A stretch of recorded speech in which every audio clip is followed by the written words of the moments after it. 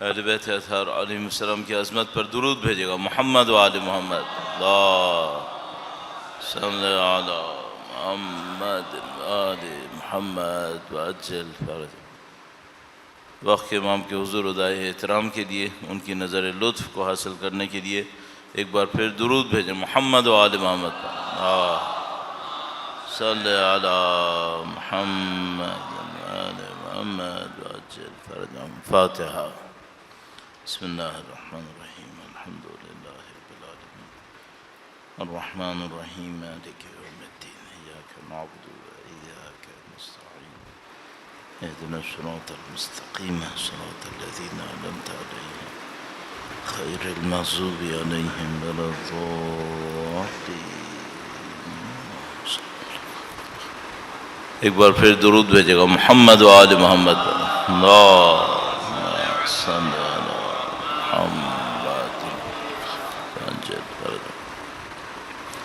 اعوذ باللہ من الشیطان الرجیم. بسم اللہ الرحمن الرحیم. الحمد للہ رب العالمین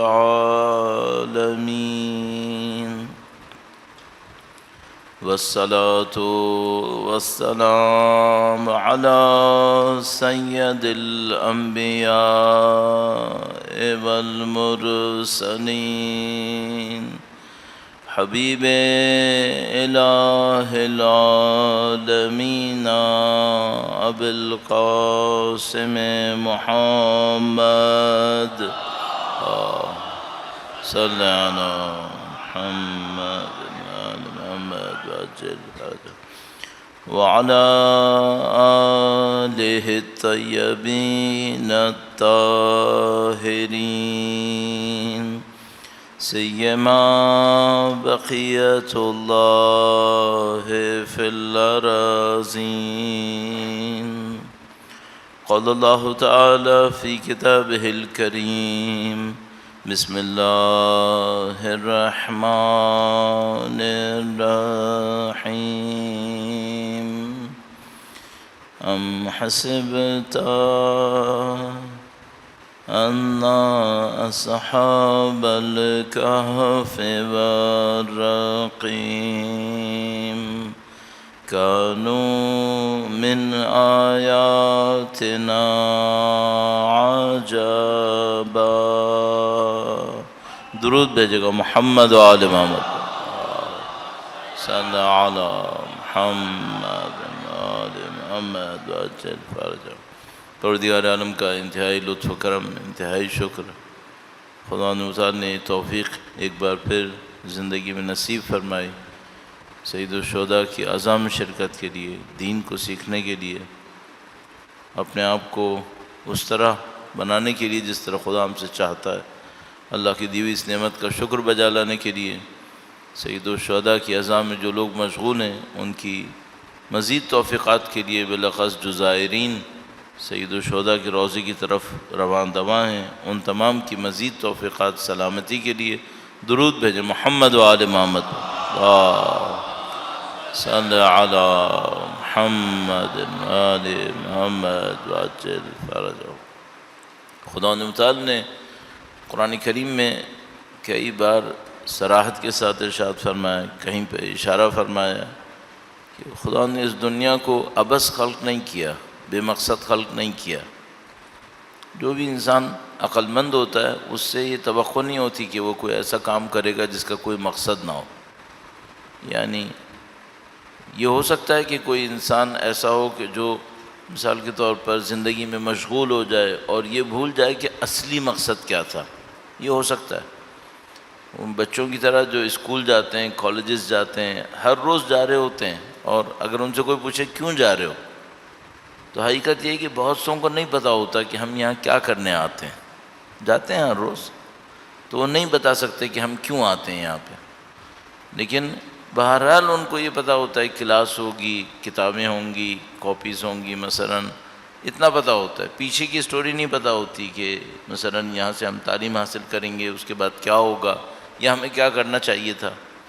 اسی طرح ہم لوگ ہیں، ہم زندگی گزار رہے ہوتے ہیں، بے مقصد نہیں ہوتا، کوئی نہ کوئی مقصد ہمارے ذہن کے اندر آ ہی جاتا ہے۔ کسی کی فیملی ہوگی تو اس کو اپنی بیوی بچوں کے لیے کمانا ہے، کسی کی مثال کے طور پر ابھی جوان ہے تو اس کے ذہن میں آئے گا کہ میں ابھی پڑھوں گا، پھر میری جاب ہوگی، کوئی نہ کوئی مقصد بنا لیتے ہیں۔ خدا متعال جب فرماتا ہے کہ اس نے عبث خلق نہیں کیا تو اس میں دو حصے ہیں، ایک یہ کہ خدا نے بے مقصد خلق نہیں کیا جو قطعاً ممکن ہی نہیں تھا، دوسرا ایک اور حصہ اس کے اندر چھپا ہوا ہے، وہ یہ کہ وہ کوئی مقصد، ایسا مقصد ہونا چاہیے جو خدا کی شایع نشان ہو، اس کی شان میں آئے۔ ویسے تو انسان کھیل کود بھی کسی مقصد سے کر لیتا ہے کہ مثلا کھیل رہا ہے، وہ اس سے کوئی پوچھے بھائی صبح کو تم کیا کرنے جا رہے ہو، کہتا ہے میں کھیلنے جا رہا ہوں، تو کھیلنا اس کا مقصد ہے۔ لیکن خدا کی شان یہ نہیں ہے کہ وہ کھیلنے کے لیے کوئی کام کرے گا، خدا کی شان یہ ہے کہ کوئی بہت بڑا کام ہوگا تو اس نے کیا ہوگا۔ تو اب انسان اپنے ذہن سے ایک سوال کرے کہ یہ خدا نے اتنی بڑی کائنات بنائی، اس میں اربوں انسان ہیں، اور مثلا 1,24,000 انبیاء آئے اور اتنی عظیم الشان ہستیاں آئیں، کیا مقصد ہوگا اس کا؟ اب ایک آرکیٹیکٹ ہوتا ہے وہ، یا مثلا کوئی انجینئر ہوتا ہے تو وہ کسی بلڈنگ کو بنا رہا ہوتا ہے، اس سے پوچھتے ہیں بھائی اس بلڈنگ کو بناؤ گے کیا ہوگا؟ اس کو پیسہ ملے گا، اور کیا ہوگا؟ یہاں پہ آ کے لوگ رہیں گے۔ یہ جو خدا نے کائنات بنائی اس کا مقصد بس اتنا ہے کہ یہاں پہ کچھ لوگ آ کے رہیں گے، یا اس کے پیچھے کوئی اور مقصد ہے؟ اس وقت جو ہماری پوزیشن ہے، ہم انسان زیادہ تر یہ سوچے بیٹھے ہیں کہ یا تو یہ دنیا خود سے بن گئی ہے، یا یہاں پر ہم لوگ آئے ہیں رہنے کے لیے، معاملہ ختم۔ اب ہم سب کو بتائے کہ یہ مقصد اتنا بڑا مقصد نہیں ہے جس کے لیے خدا اپنے انبیاء کو قربان کرے، ائمہ کو قربان کرے، تو بھائی وہ مقصد ہے کیا؟ تو اگر اس کو کوئی سمجھ لے کہ زندگی کا مقصد کیا ہے، اور پھر ایک اور کام کرے، اس مقصد کو ہر معاملے کے اندر فالو کرے، ہر چیز میں اس مقصد کو ڈھونڈے۔ مثال عرض کرتا ہوں، درود بھیجے گا محمد و آل محمد، صلی علی محمد آل محمد وعجل فرجہ۔ آپ کبھی کسی لمبی ڈرائیو پہ جائیں، مثلا 10 گھنٹے 12 گھنٹے 14 گھنٹے، اور راستے میں پرابلمز آ رہی ہوں، تو ممکن ہے کہ آپ اپنے راستے سے اتر کے آدھا گھنٹے پونا گھنٹے کسی اور طرف جائیں، کیوں؟ چونکہ اصلی راستے پہ جگہ نہیں تھی، پرابلم آ گئی تھی، تو آپ نے مینیج کیا، لیکن آپ کے ذہن میں یہ ضرور رہے گا کہ پہنچنا کہاں ہے۔ آپ نے مینیج کیا، آپ نے ٹھیک ہے، آدھا گھنٹے آپ اس کو کہتے ہیں ڈی روٹ ہو گیا، روٹ آپ نے چینج کر لیا، لیکن اس کے باوجود آپ کے ذہن کے اندر یہ بنا ہوا ہوتا ہے کہ پہنچنا مجھے وہاں پر ہے۔ ہماری زندگی میں ذہن میں یہ بنا ہوتا ہے کہ ہم نے کہاں پہنچنا ہے۔ میرا خیال ہے جو بہت بڑی مشکل ہے وہ یہاں پر ہے، اور یہ جو خدا متعال بار بار فرماتا ہے ذکر کرو، اللہ کا ذکر کرو، ذکر کثرت سے کرو، شاید معاملہ یہ ہے کہ خدا متعال یہ چاہتا ہے کہ یہ چیز بار بار یاد دلاؤ کہ کیوں ہو یہاں پہ، کس کام سے ہو۔ اور یہ جو کہ خدا متعال نے نمازوں کے اوقات معین کیے کہ مثلا ان اوقات کے اندر نماز پڑھیں، تو کسی نے مجھ سے کہا کہ مولانا کیا ایسا ہو سکتا ہے کہ انسان مثال کے طور پر فجر کے ٹائم پہ اٹھے، 5 نمازیں اسی ٹائم پہ پڑھ لے؟ تو کم سے کم دیر سے تو نہیں پڑھی اس نے، وقت سے پہلے پڑھ لی لیکن کوئی دیر سے تو نہیں پڑھی۔ تو اگر ہدف یہ ہوتا کہ خدا کو اتنی رکعتیں نماز پڑھنی ہے تو یہ ہو سکتا تھا کہ فجر پہ آتا وہ اتنی نمازیں پڑھ لیتا، لیکن خدا کا ہدف صرف یہ نہیں ہے۔ خدا تعالیٰ فرماتا ہے یہ جو صلاۃ ہے یہ قائم کرو لذکری، مجھے یاد کرنے کے لیے، اور وہ چاہتا ہے کہ وقفے وقفے سے یاد کرو مجھے، اور وقفے وقفے سے یاد کرو تو کیا مطلب؟ وہ چاہتا ہے کہ تم زندگی کے اندر اس پوائنٹ کو بار بار اپنے آپ کو یاد دلاؤ کہ میں یہاں پہ کیوں کھڑا ہوں، کیا چاہتا ہوں میں یہاں سے۔ یہ وہ مشکل ہے جس میں ہم لوگ مبتلا ہیں، ہم زندگی کی چیزوں میں اتنے غرق ہیں، اور یہ بھی ایک نیچرل بات ہے کہ یہ ہوگا، مشکل کام کیا تھا؟ اس سے نکلیں، اس سے نکلیں. کیا مطلب؟ چھوڑ دیں اس کو؟ نہیں، چھوڑے نہیں، جو کام کر رہے ہیں وہ کرتے رہیں. اپنے آپ سے یہ سوال کرتے رہیں کہ زندگی کے مقصد کے لیے یہ کس طرف لے کے جائے گا مجھے. اور کوئی شخص اگر اس کام کو کرنے میں کامیاب ہو جائے، جس کو آپ کہہ سکتے ہیں مستقل ذکر کرتا رہے، مستقل اس کے دماغ کے اندر ہو کہ مجھے خدا کی سمت بڑھنا ہے، خدا کی اطاعت کرنی ہے، خدا کی بندگی کرنی ہے، اس لیے خدا نے مجھے خلق کیا ہے، خود بخود ترقی کرتا رہے گا. یہ جو خضوع اور خشوع کا معاملہ اللہ کے نبی نے اتنا اصرار فرمایا، اس خضوع اور خشوع کے اندر ایک بہت بڑا کام جو انسان حل کرتا ہے وہ کنیکشن ہے، خدا کے ساتھ اپنا رابطہ بناتا ہے. اور یہ جو خدا کے ساتھ رابطہ ہے، اس کی ایک کیفیت میں آپ کی خدمت میں عرض کرنا چاہوں گا. درود بھیجے گا محمد و آل محمد. صلی علی محمد آل محمد عجل فرجہم.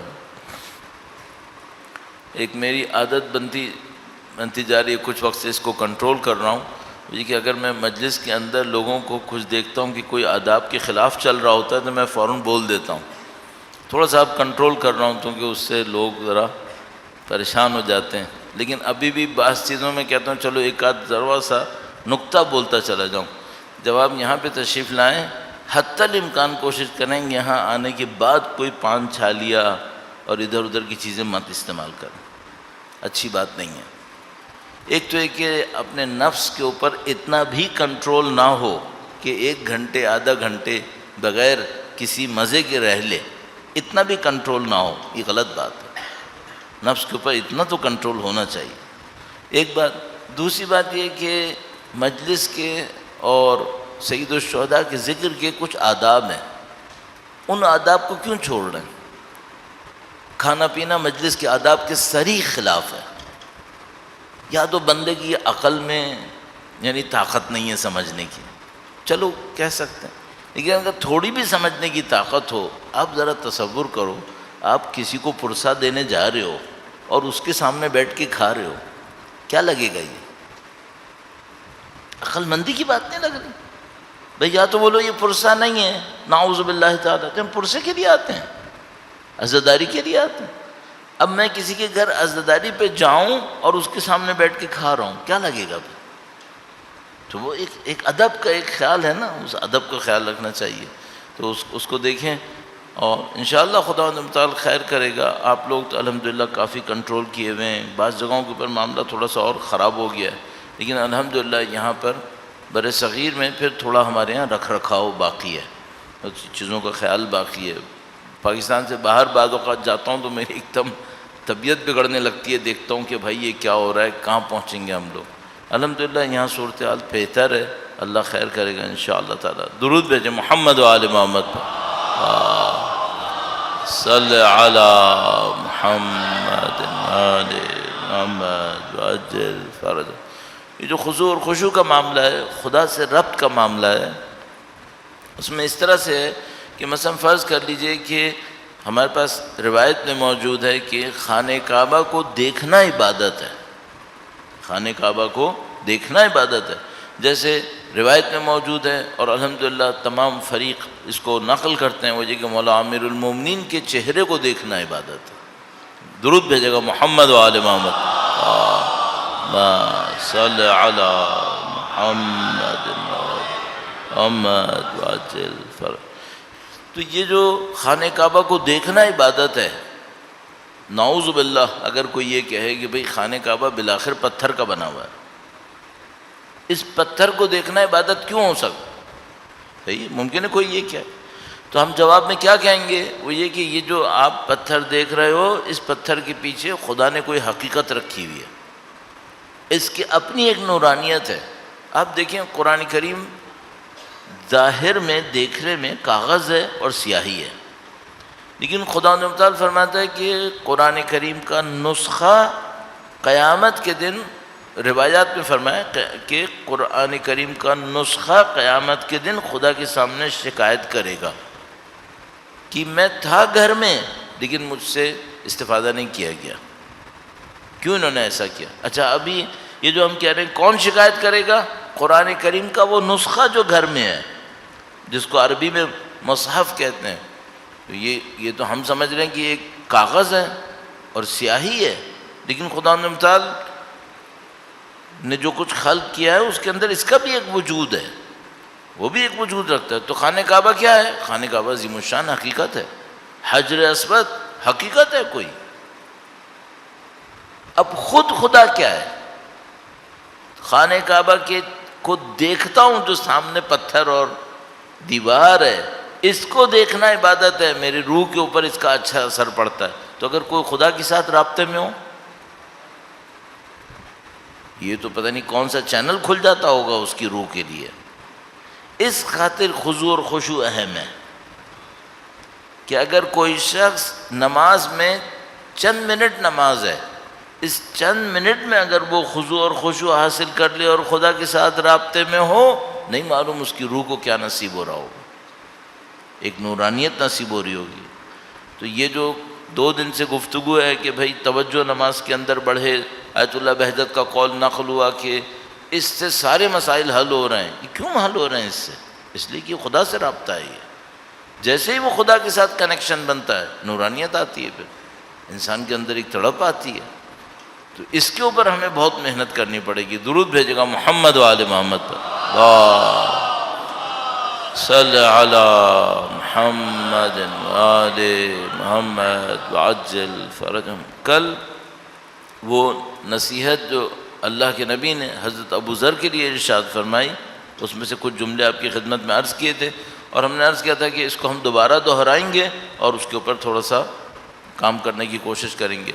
اس نصیحت میں، اس سے پہلے کہ میں اس جملات دوبارہ عرض کروں، آپ کے ذہن میں ہوگا کہ قلب کا لفظ استعمال ہوا تھا، اور قلب کے اوپر ہم نے پچھلے سالوں میں تفصیل سے عرائض پیش کیے تھے، لیکن صرف اشارے اور یاد دلانے کے لیے، چونکہ یہ حقیقت مجھے سمجھ میں آتا ہے کہ اگر کوئی اپنے ذہن میں رکھ لے، بہت سارے مسائل حل ہوں گے، بہت سارے مسائل حل ہوں گے۔ ایک بار پھر درود بھیجے گا محمد و آل محمد پر، صلی علی محمد و آل محمد وعجل فرج۔ آپ میں سے جو جوان ہیں، ظاہر ہے الحمدللہ وہ محفوظ ہیں، جو تھوڑی عمر میں زیادہ ہیں وہ کبھی جائیں کسی ڈاکٹر کے پاس چیک اپ وغیرہ کے لیے، تو وہ جسم کے کچھ حصوں پر ڈاکٹر خاص نظر رکھے گا۔ مثلا اگر ہسٹری بھی تھوڑی سی خراب ہو، مثلا کسی کو فیملی میں کچھ بیماریاں رہی ہوں، تو وہ اس کے اوپر نظر رکھے گا۔ ان میں سے ایک دل کا مسئلہ ہے کہ وہ کہے گا کہ آپ کو مثلا کھانے میں یہ احتیاط کرنی چاہیے، چلنے پھرنے میں، پھر اگر کوئی خدا نہ کرے کسی کی بیماری شروع ہو گئی تو پھر ہر چیز میں احتیاط کروائے گا، سیڑھیاں نہیں چڑھنا، یہ نہیں کرنا، وہ نہیں کرنا۔ تو ساری ایکٹیویٹی گھوم پھر کر کس کے اوپر جاری ہوگی کہ آپ اپنے دل کا خیال کریں۔ کیوں؟ کیونکہ یہ بہت اہم ہے، اس کو آپ 2 منٹ کا رکنا برداشت نہیں کر سکتے، ٹھیک ہے؟ جتنا یہ دل اہم ہے ہمارے جسم کے لیے، اس سے زیادہ اہم ہے قلب ہماری روح کے لیے۔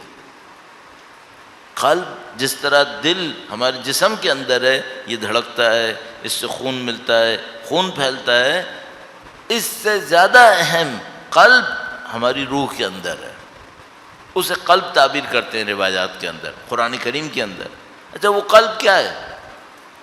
کئی دفعہ عرض کر چکا ہوں، تو میں ڈرتا ہوں کہ جو سننے والے وہ کہیں گے مولانا ایک چیز بار بار کیوں کہتے ہیں، لیکن کیا کروں پھر لوگوں کے ذہن سے نکل جاتا ہے۔ قلب ہمارے وجود کے اندر وہ حصہ ہے جو کئی کام ایک ساتھ کر رہا ہوتا ہے اور انٹر کنیکٹڈ ہے، جڑا ہوا ہے۔ وہ کیا؟ آپ کے اور میرے جتنے اعمال ہیں ان سب کا براہ راست اثر قلب کے اوپر ہو رہا ہے۔ یہ جو ابھی روایت ہم پڑھیں گے حضرت ابو ذر والی، اس کے اندر یہ تذکرہ ہوا ہے۔ جیسے ہی انسان کوئی نیکی کرتا ہے اس کے قلب میں نورانیت آتی ہے۔ خدا نہ کرے نعوذ باللہ کوئی گناہ کرتا ہے تو اس کے قلب کے اوپر تاریکی آتی ہے۔ روایت موجود ہے کہ انسان خدا نہ کرے کوئی گناہ کرتا ہے تو اس کے قلب کے اوپر ایک سیاہ نقطہ بن جاتا ہے، توبہ کر لے تو سیاہ نقطہ چلا جاتا ہے، نہیں توبہ کرے تو سیاہ نقطہ بڑھنے لگتا ہے۔ بار بار گناہ کرے، بار بار گناہ کرے، قلب تاریک ہو جاتا ہے۔ تاریک ہو جاتا ہے کیا مطلب؟ بلیک، بالکل۔ اب کیوں بلیک ہوگا تو نقصان کیا ہوگا، اس کے اوپر بات کرتے ہیں ابھی۔ اچھا اگر اس سے بھی زیادہ بڑھے تو کیا ہوتا ہے؟ قلب سخت ہو جاتا ہے، قاسی، قلب کے اندر سختی آتی ہے۔ میرے خیال میں کل یہاں پہ عرض کیا تھا کہ قلب کے اندر سختی آتی ہے پتہ بھی نہیں چلتا. بہت سختی آتی ہے تو کیا ہوتا ہے؟ پتھر ہو جاتا ہے بالکل. خدا متعال کہتا ہے کہ جب یہ پتھر ہو جاتے ہیں، نہ سوچتے ہیں، نہ سمجھتے ہیں، نہ سنتے ہیں، ان کے دلوں کے اوپر مہر لگ جاتی ہے. اسٹارٹنگ پوائنٹ کہاں سے تھا؟ ایک گناہ کیا تھا، اس سے ایک سیاہ نقطہ قلب کے اوپر آیا تھا.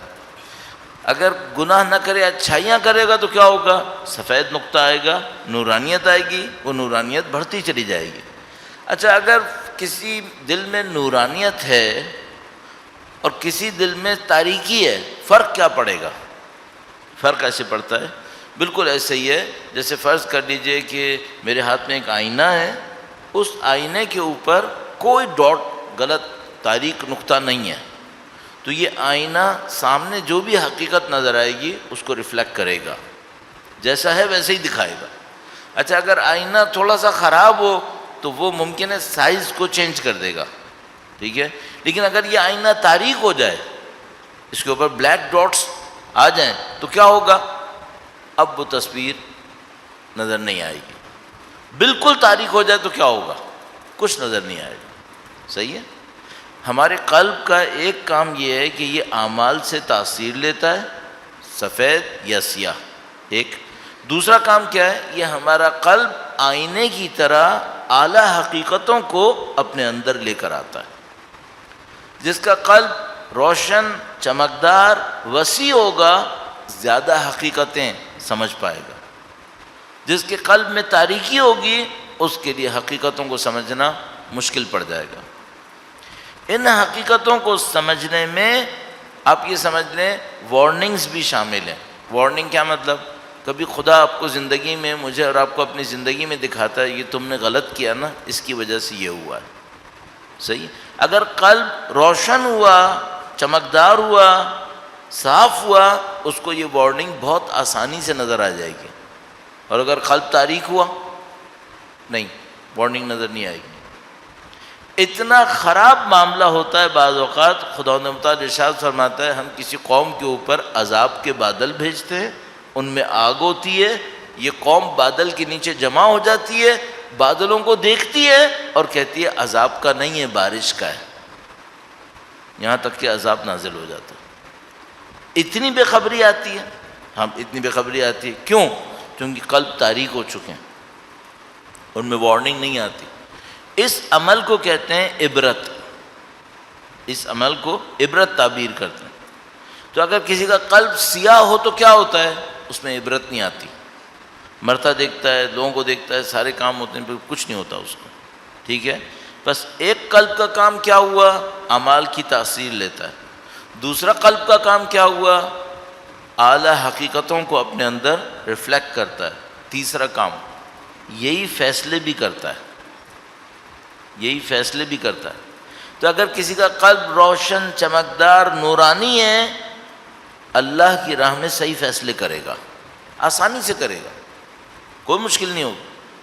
اگر کسی کا قلب تاریک ہوا، نمبر ایک عبرت نہیں لے گا، اسے کچھ نظر ہی نہیں آئے گا. نمبر دو فیصلے غلط کرے گا، اللہ کی راہ میں صحیح فیصلے نہیں کرے گا.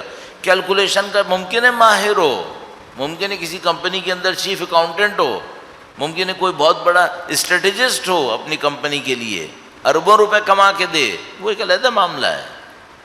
خدا کی راہ میں صحیح فیصلے نہیں کرے گا. کیوں؟ کیونکہ قلب تاریک ہے. کس کی طرح؟ فرعون کی طرح. وہ فرعون دیکھتا ہے کہ حضرت موسیٰ علیہ السلام کے پاس طاقت ہے جس سے وہ عذاب لاتے ہیں اور دعا کرتے ہیں تو عذاب اٹھ بھی جاتا ہے، پھر بھی نہیں مانتا. کیوں نہیں مانتا؟ اتنا بڑا بادشاہ تھا، اتنا بڑا ملک چلا رہا تھا، احمق تو نہیں ہوگا؟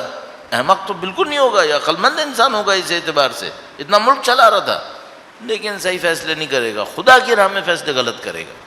اب مجھے اور آپ کو جو پوری زندگی اپنی محنت کرنی پڑتی ہے وہ اس قلب کو سنبھالنے پر ہے کہ اگر یہ قلب سنبھل گیا سارے کام صحیح ہوگا. یہ نہیں سنبھلا پھر معاملہ ختم ہو گیا، معاملہ خراب ہو گیا.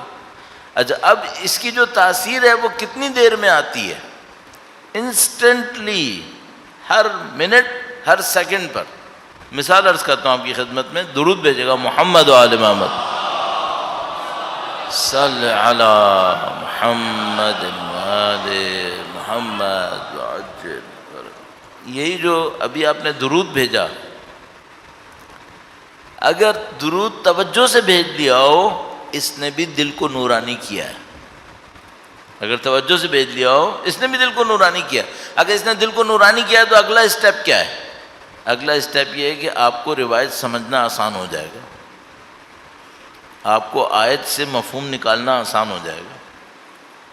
ایک وجہ جو ہم لوگ مشکل پڑتی ہے تو درود بھجواتے ہیں وہ یہ ہے کہ ہمارے لیے بولنا بھی آسان ہو جائے گا, سننے والوں کے لیے سمجھنا بھی آسان ہو جائے گا. ایک بار پھر درود بھیجیں محمد و آل محمد, صلی علی محمد محمد وعجل فرجہ. ایک بات تو بہت امپورٹنٹ ہے, وہ یہ کہ آپ اپنے حالات کو نظر انداز نہ کریں, ہمیشہ غور سے چیک کرتے رہیں. کیا مطلب؟ مثلاً آج دوپہر فرض کر لیجئے آپ نے احساس کیا کہ میں اتنی اچھی نماز نہیں پڑھ پا رہا جتنا میرا ہر روز دل چاہتا ہے. اس کو اگنور مت کریں, جانے مت دیں. کیوں؟ یہ اسپائرل کی طرح گھومے گا, ایک نماز خراب کرائے گا, پھر دوسری نماز خراب کرائے گا, اور برا کرے گا اور برا کرے گا, کسی گناہ تک پہنچا دے گا. جیسے ہی آپ اپنے اندر احساس کریں کہ کوئی معاملہ ہو گیا ہے, کوئی گڑبڑ ہو گئی ہے, فوراً کنٹرول کرنا شروع کریں, فوراً کنٹرول کا عمل شروع کریں. مثلا کنٹرول کا عمل کیسے کریں؟ استغفار کریں. کیا خدا مجھے سمجھ میں نہیں آ رہا میں نے کیا گناہ کیا ہے, لیکن میں استغفار کر رہا ہوں, تاکہ اس گناہ کا اثر ختم ہو جائے. نماز پڑھ رہے ہیں تو کیا کریں؟ نماز کے دوران اچانک آپ نے احساس کیا کہ نہیں نماز میں مزہ نہیں آ رہا, کوئی بات نہیں, رکوع اور سجدے کا ذکر لمبا کر دیں. جماعت سے کر رہے ہیں تو کیا کریں؟ نماز کے بعد سجدہ شکر لمبا کریں, کوئی نافلہ پڑھ لیں. کچھ کام ایسا کریں کہ جو آپ کو ڈر لگ رہا ہے کہ اندر کوئی گڑبڑ ہو گئی ہے وہ صحیح ہو جائے کسی طریقے سے. تو اپنے حالات کے اوپر ضرور غور کرتے رہیں, اس کو نظر انداز مت کریں. نمبر 1. نمبر 2, جیسے ہی غلطی احساس کر رہے ہیں فوراً صحیح کرنے کی کوشش کریں. یہ نہ سوچیں شام کو دیکھوں گا, شام تک جاتے جاتے یہ گناہ بنا چکا ہوگا, پھر اس گناہ کا اسپائرل شروع ہو جائے گا, اس کو کہاں سنبھالتے پھریں گے پھر آپ. تو یہ بات ہو گئی. اب یہ کہ پیچھے جا کے دیکھیں ہوا کیا تھا. بعض اوقات کیا ہوا ہوگا, مثلا خدا نہ کرے مثلا میں نے کسی کو دیکھا, میرے دل میں اچانک غصے کا کوئی جذبہ آیا, صحیح ہے, غصہ آیا بہت شدید قسم کا. اچھا جو بہت شدید غصہ آیا ہے اس نے میرے قلب کے اوپر اثر ڈالا ہے یا نہیں ڈالا؟ قطعاً ڈالا ہے, قطعاً ڈالا ہے. تو مثال کے طور پر 2 منٹ 3 منٹ مجھے بہت شدید غصہ آ رہا تھا, بعد میں تھوڑا ہلکا ہو گیا. دیکھیے 2-3 منٹ بھی کافی ہیں, ٹھیک ٹھاک آگ لگا لی ہوگی اس نے. مثلا تھوڑی دیر کے لیے مجھے کسی سے جیلسی ہوئی, یہ کافی ہے. صریح الفاظ نبی کی روایت کے موجود ہیں, ان کی ذات پہ درود بھیجے گا محمد و آل محمد, صلی علی محمد محمد وعجل فرج. فرمایا حسد ایمان کو ایسے کھاتی ہے جیسے آگ لکڑی کو کھا جاتی ہے. اچھا یہ ایمان کہاں پہ ہوتا ہے انسان کے وجود میں؟ قلب میں ہوتا ہے. یہ بعض روایت نے کہا جیسے سرکہ کسی چیز پہ پڑ جاتا ہے اور پگھلنا شروع ہو جاتی ہے, تیزاب بالکل اس طرح کام کرتی ہے. اپنے حالات کے اوپر ضرور غور کرتے رہیں کہ مثلا میں نے کیا فیل کیا تھا. مثلا وہ میں نے جیلسی فیل کی تھی, اس وجہ سے میری نماز میں آج مزہ نہیں ہے. ابھی آپ صبح ایک خاص ٹائم پہ اٹھ جاتے تھے, یہ عبادتیں کر لیتے تھے, آج ایک ایسے ٹائم پہ اٹھیں وہ عبادتیں نہیں ہو پائیں گی. کیوں ایسا ہوا؟ فوراً شیطان کہے گا تم دیر سے سوئے تھے, تھکے ہوئے تھے. بولو نہیں, میں بعض اوقات 1 گھنٹے پہلے بھی سوتا ہوں پھر بھی اٹھ جاتا ہوں. آج کیوں ایسا ہوا؟ یہ سب چیزیں کوئی احمق ہے جو سوچے گا اتفاق سے ہوا ہے, کوئی چیز اتفاق سے نہیں ہے. ہر چیز کیلکولیشن پر ہے. یہ خداوند متعال کا حکم ہے کہ خداوند متعال حضرت موسیٰ علیہ السلام سے فرماتے ہیں جئت علی قدر یا موسیٰ، اے موسیٰ آپ جو یہاں کوہ طور تک آئے کیلکولیشنز پر آئے. کب سے کیلکولیشن چل رہی تھی؟ جب وہ بچے تھے اور صندوق میں ڈالا تھا. خداوند متعال فرما رہے کیلکولیشنز کے تحت آئے ہو. تو کوئی یہ نہ سمجھے کہ مثلا میرے دل کے اوپر کوئی کیفیت طاری ہوئی ہے، یہ خود بخود آ گئی ہے. نہیں، خود بخود نہیں آتی. کچھ ہوا ہے تو ہوا ہے. اچھا، یہ میں نے برائی کی مثال دی، اچھائی میں بھی ایسے ہی ہوتا ہے. مثلا میں ہی ہوں، ہر رات اٹھنے کی کوشش کرتا ہوں، مثلا فرض کرنے ہر روز نماز پڑھتا ہوں. ایک دن میں احساس کرتا ہوں آج مجھے نماز میں زیادہ مزہ آ رہا ہے. کیوں ایسا ہوتا ہے؟ آج خدا کیوں زیادہ مہربان ہوا ہے؟ کیوں؟ تو انسان اس کے لیے بھی اچھا ہے پیچھے مڑ کے دیکھے کہ کیا ہوا تھا. تو کبھی وہ احساس کرے گا کہ ہاں کوئی غلطی سے، ارادے سے میں نے کسی کے ساتھ اچھائی کر لی ہے. ایک کام جو انسان کی زندگی کو بوسٹر لگا دیتا ہے معنویت کو، وہ کیا ہے؟ کسی دل کو جو پریشان حال ہو اس کو سکون دے دینا. انسان کے قلب کو ایک دم لائٹ مل جاتی ہے اگر کوئی یہ کرنے میں کامیاب ہو جائے، اور بالکل اسی طرح تاریکی ملتی ہے اگر کوئی کسی کے دل میں غم داخل کرے، مصیبت داخل کرے. وہ مصیبت ہی مصیبت ہے. پھر اس کے لیے کچھ نہیں ہوا ہے، اپنے لیے جو ہم نے کیا وہ بہت بڑی مشکل ہو گئی. تو دوسرے کے دل میں سکون ڈالنا کوئی مشکل میں تھا، آپ نے اس کی مشکل حل کر دی. اور خدا نہ کرے نعوذ باللہ وہ کسی خوف میں تھا، آپ نے اس کے خوف کو دور کر دیا. ہمدردی کا ہی کوئی بات کر لی. یہ کہانی بہت لمبی ہے اور تقریباً سب کو شاید پتہ بھی ہے، لیکن توجہ نہیں ہو پاتی. یہ جو توجہ نہیں ہو پاتی اس کا بھی کوئی سبب ہے. میں نے آپ کی خدمت میں پہلے دن ہی عرض کیا، اسکرین ٹائم کم کریں. موبائل اور کمپیوٹر اور اسکرین سے انٹرٹینمنٹ ختم کر لیں. انٹرٹینمنٹ ختم کر دیں گے زندگی آسان ہو جائے گی، کچھ نصیب ہونا شروع ہو جائے گا. درود بھیجیں محمد و آل محمد.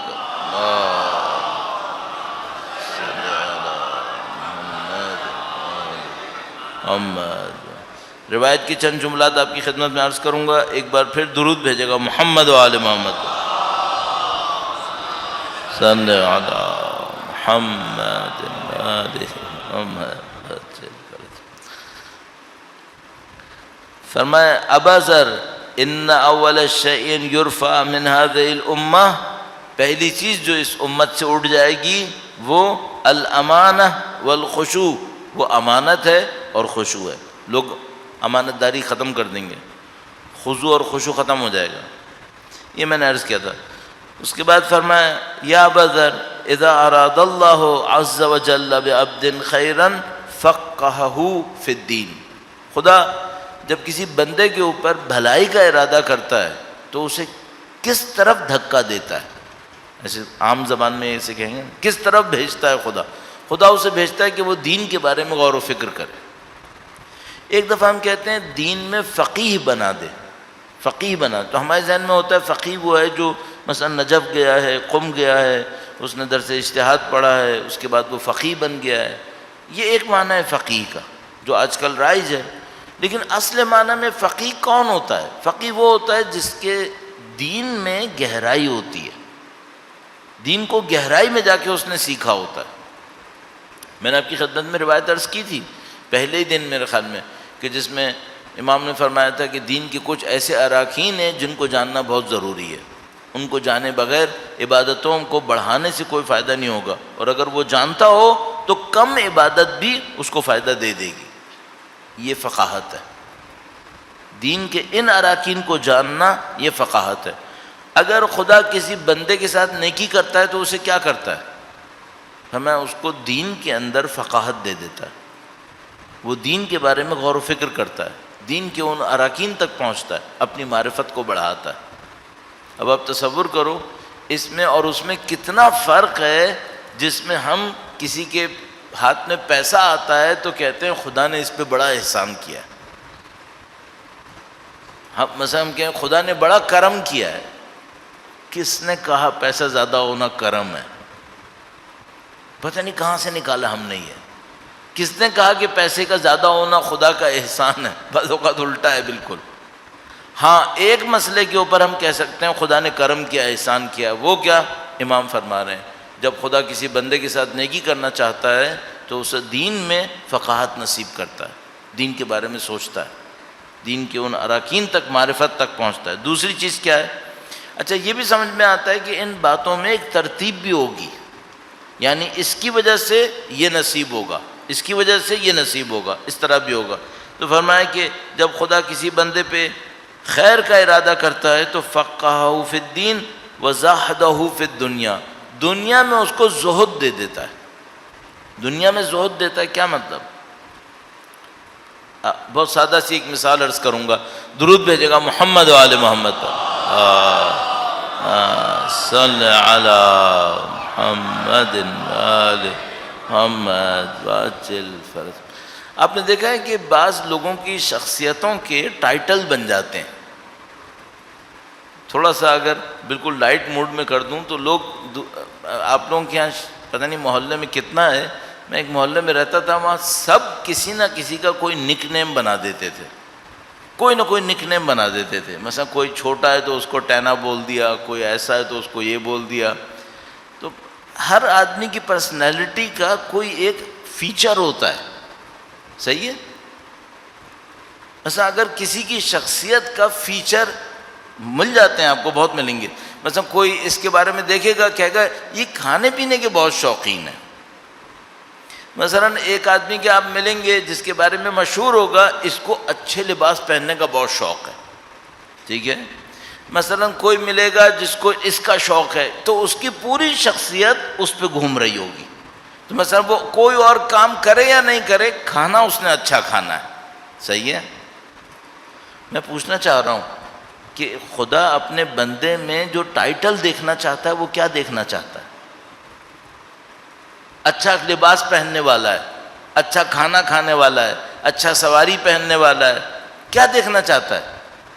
نبی فرما رہے ہیں وہ یہ دیکھنا چاہتا ہے کہ یہ دنیا میں زہد اختیار کرتا ہے۔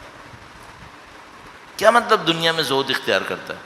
یعنی دنیا کو حاصل کرنے کے پیچھے حریص نہیں ہے، مل جائے صحیح ہے، نہیں ملی جان نہیں دے گا دنیا کے لیے کہ ملے ہر صورت میں، نہیں، دنیا کے اوپر اتنا حریص نہیں ہے۔ خدا یہ ٹائٹل ہم میں دیکھنا چاہتا ہے۔ اچھا آپ کہیں گے کہ مولانا کیا مطلب کمائے نہیں؟ یہ دو چیپٹر بالکل علیحدہ ہیں، ان کو مکس نہیں کریں۔ ایک دفعہ ایک آدمی کو ہم یہ کہتے ہیں کہ تم زہد اختیار کرو یعنی کماؤ نہیں، نہیں یہ نہیں کہہ رہے ہم۔ کتنی دفعہ اس کی تشریح کرتا ہوں، بھائی یہ نہیں کہہ رہا ہوں۔ زہد کا مطلب کیا ہے؟ زہد کا مطلب یہ تم بلینز کماؤ، مسئلہ نہیں ہے، اپنے اوپر کتنا لگاتے ہو اور خدا کی راہ میں کتنا دیتے ہو، یہ زہد ہے۔ مولا امیر المومنین درود بھیجے گا ان کی ذات گرامی پر، اللہم صلی علی محمد آل محمد وعجل فرج۔ باغ لگائے، زمینیں آباد کی، نہریں جاری کی، کنویں کھودے، نخلستان لگائے، بہت امیر المومنین نے، ایک معنی میں معذرت چاہتا ہوں کہہ رہا ہوں، ویلیو ایڈیشن کیا، پیسہ بنایا۔ اپنی زندگی پہ کتنا لگایا؟ میں اپنی زندگی پہ نہیں لگایا، دوسروں پہ لگایا، مسلمانوں کے اوپر وقف کیا، اسلام کے لیے اس کو وقف کیا۔ زہد یہ نہیں ہے کہ میں نہیں کماتا، نہیں یہ زہد نہیں ہے۔ زہد یہ کہ میں کماتا ہوں، اپنے اوپر کم لگاتا ہوں، دین پہ زیادہ لگاتا ہوں، اللہ کے بندوں پہ زیادہ لگاتا ہوں، یہ زہد ہے۔ ورنہ ایک آدمی کچھ نہ کمائے اور کہے میں زاہد ہوں تو یہ پھر سستی کسے کہتے ہیں؟ پھر کاہلی کسے کہتے ہیں؟ اچھا ایک اور چیپٹر بھی ہے، ایک آدمی پوری کوشش کرتا ہے، دنیا اس کے پاس نہیں آ رہی، نہیں کما پا رہا، کوئی مسئلہ نہیں، یہ بھی زہد ہے۔ ٹھیک ہے اس نے کوشش کی، نہیں مل رہا، نہیں آیا تو کیا کرے؟ کوئی مسئلہ نہیں، اپنا کام کرے۔ کس کی طرح؟ مثلا اگر ظاہری طور پہ دیکھو حضرت ابو ذر کی طرح، نہیں تھا ان کے پاس پیسے میں سے، اگر تھا بھی تو انہوں نے مثلا زیادہ کمانے کے اوپر نہیں لگایا، اپنی زندگی کہیں اور گزاری، کسی اور طرح گزاری، یہ زہد ہے۔ نبی فرما رہے ہیں جب اللہ کسی بندے پہ احسان کرتا ہے اسے دنیا میں زہد دے دیتا ہے۔ اس کا مطلب کیا ہے؟ یہ جو دنیا کے پیچھے بھاگ بھاگ کے زندگی گزار رہے ہیں یہ احسان خدا سے دور ہوئے گا، یہ احسان خدا نہیں ہے۔ اس کو دیکھیے گا کس طریقے سے ہوگا۔ فرمایا اذا اراد اللہ عز وجل بعبد خیرا فقہہ فی الدین، دین میں اس کو فقاہت دیتا ہے، زہد دیتا ہے دنیا کے اندر، اور ایک تیسری بات بھی ہے، وہ کیا ہے؟ بصرہ عیوب نفسہ، اس کو اس کے اپنے نفس کے عیوب دکھا دیتا ہے۔ یہ 3 پوائنٹس میں اور آپ اپنی زندگی میں جبر کر کے اپنے اندر لے آئیں تب بھی اچھا ہے۔ پہلی بات، دین میں فقاہت، دین کے معاملات میں گہرائی، سادہ دین کے اوپر بالکل سطحی معلومات نہیں، اس پہ جاؤ، گہرائی میں جاؤ۔ وہی جو امام کی حدیث میں نے عرض کی، دوسری دفعہ عرض کر رہا ہوں، ریفر کر رہا ہوں کہ کچھ اراکین ہیں، ان اراکین کو جاننا ضروری ہے، پھر کم عبادت بھی اچھا اثر دیتی ہے۔ اراکین نہ جانتا ہو تو پھر عبادت کا زیادہ کبھی اثر نہیں ہوتا۔ بس پہلی چیز فقہہ فی الدین، دوسری بات دنیا میں زہد، اپنے اوپر کم لگائے، دین کے لیے زیادہ دے، اللہ کے بندوں کو زیادہ دے، جتنا کما سکتا ہے کمائے، اس میں کوئی پرابلم نہیں ہے۔ تیسری بات، اپنے عیوب کو پہچانتا ہو۔ اس وقت کیا مشکل ہے، ہم سب کو معلوم ہے ہم ایک بہت ٹیڑھے قسم کے ماحول میں زندگی گزار رہے ہیں۔ یہاں کوئی شخص اس بات کو سننے کو تیار ہو کہ کوئی اس کو بتائے تمہارے اندر مسئلہ کیا ہے، بہت مشکل ہے، بہت مشکل ہے۔ یعنی یوں لگتا ہے جیسے ہر آدمی مطمئن ہے کہ میرے اندر کوئی خرابی نہیں ہے۔ کیوں نہیں ہے؟ اس کی ایک وجہ مجھے یہ سمجھ میں آتی ہے، ہم بہرحال اب میں اس کے اوپر بہت فالو اپ نہ کروں، بہرحال جو مشکل ہے وہ یہ کہ ہم اپنے عیوب کی طرف توجہ دینے کو تیار نہیں ہیں۔ نبی فرما رہے ہیں کہ اپنی اللہ کا احسان یہ ہوتا ہے کہ انسان اپنے عیوب کو پہچاننے کی کوشش کرے۔ تو آپ اور میں اس کے اوپر محنت کر لیں کہ بھئی ہماری زندگی میں جو ہمارے عیوب ہو سکتے ہیں وہ کیا ہو سکتے ہیں۔ بہت کئی سال پہلے میں نے یہیں پہ مجالس کے دوران عرض کیا تھا کہ ایک راستہ یہ ہو سکتا ہے کہ جو لوگ ہم سے ہمدرد ہیں ہم ان سے جا کر پوچھیں کہ میرے اندر خرابی کیا ہے۔ تو ان میں سے کچھ ہمدرد اس بات سے ڈریں گے کہ اگر ہم نے بتا دیا تو یہ ناراض ہو جائے گا، اور کچھ لوگ یہ جرأت دکھائیں گے اور بتا دیں گے کہ یہ خرابی ہے۔ صحیح ہے، عقل مند سے پوچھنا چاہیے، بیوقوف سے نہیں پوچھنا چاہیے۔ عقل مند ہو، ہمدرد ہو، اس سے پوچھو مثلا کیا خرابی ہے میرے اندر، تو وہ بتا سکتا ہے۔ کچھ نہیں کر سکتے، ایک اور کام کر سکتے ہیں، ایک اور پریکٹس کر سکتے ہیں۔ اس کو عرض کرنے کی کوشش کرتا ہوں، درود بھیجے گا محمد و آل محمد، صلی علی محمد محمد۔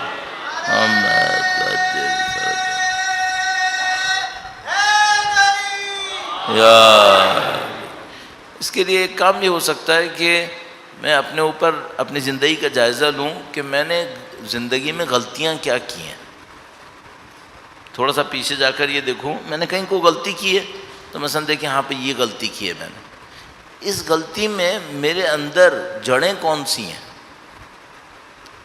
زیادہ تر لوگوں کو جن کو بہت زیادہ غصہ آتا ہے اس میں ایک جڑ ہوتی ہے، اس جڑ کی وجہ سے غصہ آتا ہے۔ غصہ ایک حالت ہوتی ہے نا، ٹیمپریری فیز آتا ہے چلا جاتا ہے، وہ جڑ ہمیشہ رہتی ہے۔ وہ جڑ کیا ہے؟ زیادہ تر لوگوں کو غصہ اس بات پہ آتا ہے کہ ان کو یوں فیل ہوتا ہے کہ میری انسلٹ ہوئی ہے، میری بے عزتی ہوئی ہے۔ جیسے وہ اس بات کو احساس کرتے ہیں کہ میری انسلٹ ہوئی ہے، ان کا دماغ ایک دم سے ایک آگ پکڑتا ہے، غصہ شروع۔ صحیح ہے؟ اچھا اب یہ کہاں سے ٹریگر ہوتا ہے؟ کچھ بھی ہو سکتا ہے۔ مثلا میں گاڑی چلا رہا ہوں، ایک آدمی نے میری گاڑی کے سامنے سے گزاری، بس مجھے لگا کہ میری انسلٹ ہو گئی، اب وہ غصہ شروع ہو گیا۔ اب میں نے بھی گاڑی اس کے پیچھے بھگائی اس کو سائڈ مارنے کی، اب اس کو لگا کہ او ہو اس نے مجھے ذلیل کر دیا۔ اب دو آدمی ہیں جو اپنے دماغ میں سوچ رہے ہیں کہ ہماری انسلٹ ہو گئی ہے، اور دونوں اپنے دماغ کے اندر آگ لگائے بیٹھے ہیں۔ صحیح ہے؟ یہ تو گاڑیوں کی میں نے مثال دی، روڈ کی، خاندانوں میں بھی یہی ہے. کسی نے اچانک احساس کر لیا کہ اس نے میری انسلٹ کی ہے، بس کہانی ختم ہو گئی. اب صحیح ہے. کاش ہمیں یہ کوئی بتا دے ہماری جڑ کہاں پر ہے. بہت نبی فرما رہے ہیں خدا جس پہ احسان کرتا ہے اس کو یہ بتا دیتا ہے. جس پہ احسان کرتا ہے خدا اس کو یہ بتا دیتا ہے. اچھا فرض کرو خدا نہ کرے نعوذ باللہ مجھ پہ ابھی یہ احسان نہیں ہوا، تو میں کیا کروں؟ اس کو ڈھونڈوں اپنے اندر. اور یہ بہت جرأت کا کام ہے. کیوں؟ ہر طرح سے میرا نفس مجھے بتائے گا میرے اندر کوئی خرابی نہیں ہے. بہت جرأت کا کام ہے کہ انسان کوریدے اپنے نفس کو اور اس میں سے اپنی خرابیاں نکال کے لائے اور ان کو مرنے سے پہلے اصلاح کر لے. ورنہ کیا ہوگا؟ ورنہ یہ ہوگا کہ یہ خرابیاں خاموش نہیں بیٹھتی ہیں، یہ خرابیاں خاص موقعوں پر ہم سے فیصلے کرواتی ہیں. پھر وہ فیصلے کرواتی ہیں جو ہم نہیں کرنا چاہتے تھے. تو عزیزان محترم، آپ جو یہاں پہ تشریف لائے، آپ نے زحمت کی، آپ کی خدمت میں نے نبی کا فرمان عرض کیا. نبی کے فرمان کے 3 حصے تھے کہ خدا جب کسی بندے پہ احسان کرتا ہے تو اس کو دین میں فقاہت دیتا ہے، دنیا میں زہد دیتا ہے، اپنے نفس کے عیوب کو اس کے سامنے آشکار کر دیتا ہے. اس پہ محنت کریں، اس پہ محنت کریں.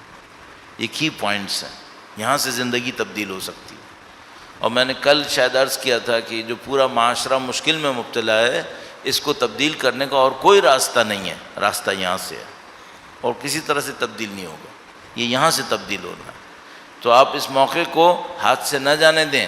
اگر آپ کو اپنی زندگی میں نبی کی روایات سننے کا موقع مل رہا ہے، سیکھنے کی کوشش کریں. تو آپ اس کے اوپر تھوڑا سا وقت لگائیے.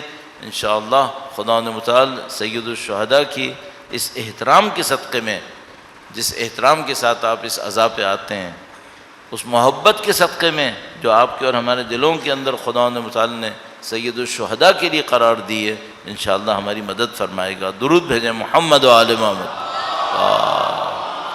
صلی علی محمد و آل محمد وعجل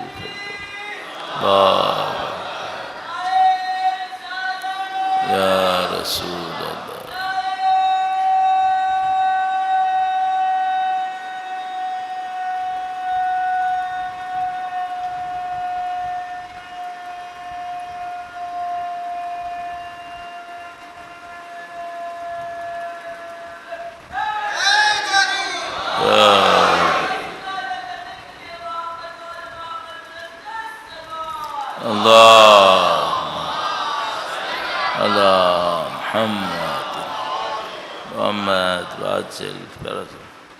کاش مجھے کوئی روایت مل جائے جو مجھے بتائے کہ زیادہ لمبا سانس کھینچنے پہ نعرے کا ثواب زیادہ ملتا ہے. کاش. مجھے برا نہیں لگتا، لیکن میں یہ سوچتا ہوں بنیاد کوئی ہونی چاہیے ہمارے پاس کام کے لیے. مثلا اگر آپ بغیر نعرہ لمبا کھینچے مولا کا نام لوگوں سے دلوا لیں، اس پہ ثواب کم ملے گا.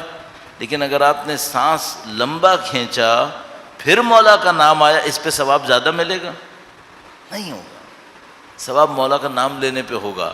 وہ آپ چاہے سانس لمبا کھینچیں چاہے سانس چھوٹا رکھیں، دونوں صورت میں ہوگا. اہل بیت کی عظمت پر درود بھیجیں محمد و آل محمد. صلی علی محمد آل محمد وعجل.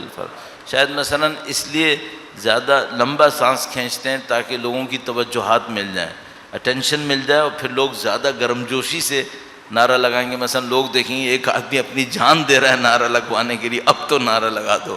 تو شاید اس وجہ سے کرتے ہیں. بہرحال خدا انشاءاللہ جزائے خیر نصیب فرمائے گا انشاءاللہ. اب اپنی صحت و سلامتی کے لیے تمام اہل بیت کے چاہنے والوں کی، اور حقیقت یہ کہ اللہ کے تمام بندوں کی صحت و سلامتی کے لیے درود بھیجیں محمد و آل محمد پر. صلی علی محمد و آل محمد وعجل فرجهم. سید الشہداء کی یہ محبت ہے جو لوگوں کو گھروں سے نکالتی ہے. کبھی بازاروں میں لے کے جاتی ہے، کبھی ریگستانوں میں، صحراؤں میں۔ سید الشہداء کا روضہ آج آباد علاقے میں ہے، پہلے آباد علاقے میں نہیں تھا، پہلے یہاں پہ ایک ریگستان کی طرح تھا، ایک درخت ہوتا تھا، بہت پہلے متوکل کے زمانے میں درخت ہوتا تھا، لوگ اس درخت تک پہنچتے تھے، پھر سید الشہداء کے روضے کی طرف بڑھتے تھے، لوگ ہر مشکل جھیلتے ہوئے سید الشہداء تک پہنچتے تھے۔ اور آپ کو معلوم ہے کہ کچھ زمانے ایسے بھی گزرے ہیں جب لوگوں نے ہاتھ پاؤں کٹوائے ہیں سید الشہداء تک پہنچنے کے لیے، تاکہ روضے کی نشانی باقی رہے، سید الشہداء کا نام باقی رہے، سید الشہداء کی عظمت کے ساتھ۔ اور لوگوں نے کیوں یہ قربانیاں دی ہیں، کیوں محبتوں کا اس طرح اظہار کیا؟ کیونکہ انہوں نے دیکھا کہ سید الشہداء نے اللہ کے دین کی خاطر اپنا سب کچھ قربان کر دیا، سید الشہداء نے اپنی محبتیں قربان کر دیں۔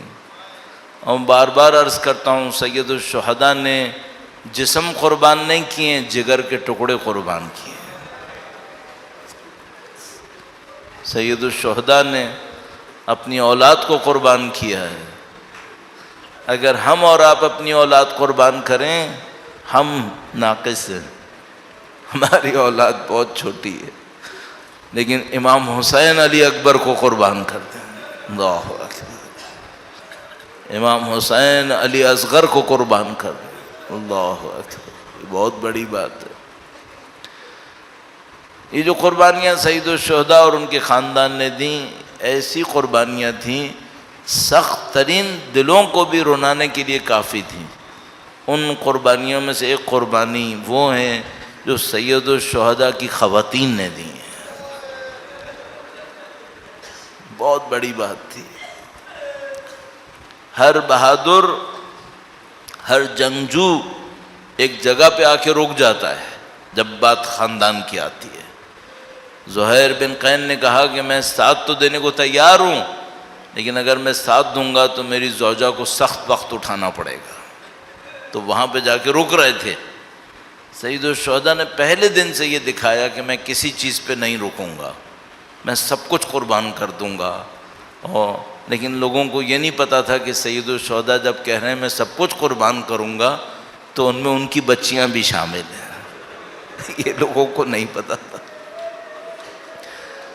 لوگ آخر تک سمجھ رہے تھے کہ امام حسین اپنے جوان بچوں کو قربان کریں گے، اپنے بھتیجوں کو قربان کریں گے، لیکن اللہ اکبر، سید الشہداء نے اس بچی کو قربان کر دیا جس کو سینے پہ لے کے سوتے تھے،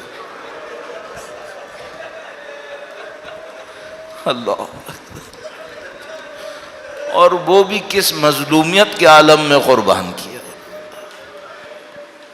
ہمارے پاس روایت موجود ہے، حضرت مسلم بن عقیل کی شہادت کے بعد سید الشہداء نے حضرت مسلم بن عقیل کی صاحبزادی کو بلایا، اپنے زانو پر بٹھایا، روایت میں ہے کہ سر پہ ہاتھ پھیرا، اور روایت میں موجود ہے کہ کانوں میں گوشوارے بھی لٹکائے۔ یہ وہ تھا جو سید الشہداء یتیم اور دنیا سے جانے والوں کی بچیوں کے ساتھ کرتے تھے، اور بچی اتنی ہوشیار تھیں کہ انہوں نے فوراً کہا کہ کیا میرا باپ مارا گیا؟ اب ایک یہ منظر ہے، اور ایک اور منظر ہے جب حسین کی یتیمہ شام غریبہ کے اندر کبھی دامن کی آگ بجھا رہی ہیں، کبھی تماچے کھا رہی ہیں، اور کبھی گوشوارے چل رہے ہیں۔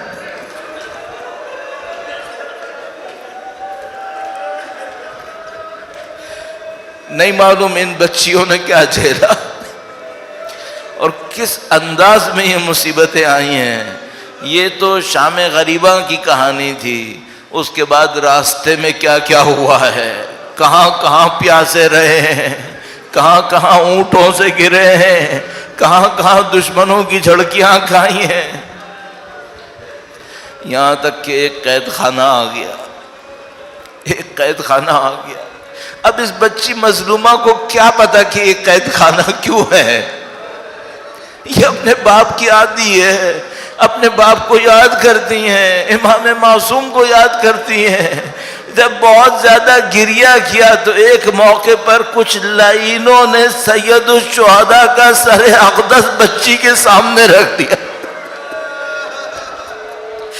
بچی نے اپنے باپ کے چہرے کو دیکھا، کبھی چہرے کا بوسہ لیتی تھی، کبھی اس پر سے بالوں کو دور کرتی تھی. اس سر کو لے کر اتنا گریہ کیا کہ ایک موقع پر رونے کی آواز آنا بند ہو گئی. مولا امام سجاد گویا نزدیک آئے، بچی کو دیکھا، فرمایا انا للہ انا الیہ راجعون.